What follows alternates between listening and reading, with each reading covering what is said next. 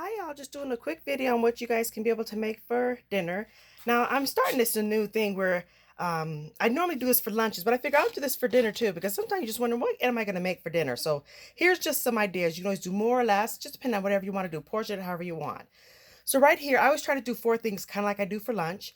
But for the four things for dinner, I try to do a meat, a starch, a vegetable, and a bean. Meat, starch, vegetable, and a bean, right? So the meat, I got a chicken breast. And for the chicken breast, it's actually seasoned with balsamic vinegar and garlic powder, onion powder, um, and paprika. And then I put a little bit of oil on it.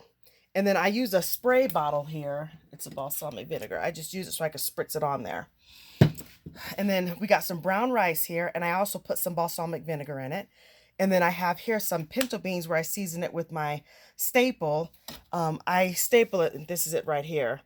And basically what that means is I have garlic powder, um, equal parts onion powder and paprika, and then I half the garlic. So for example, if I put half a cup of garlic inside of this container, then I'll use 1 cup of paprika and 1 cup of onion powder or granulated, whatever.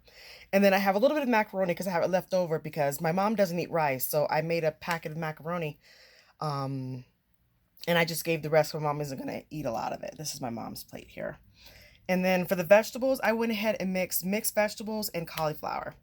So, and then I mixed that as far as seasoning with my three seasoning. I'll just call it three seasoning: the garlic, paprika, and the onion powder. So anyway, this is what we're having for dinner. Thank you so much for watching. Take care, and definitely, God bless.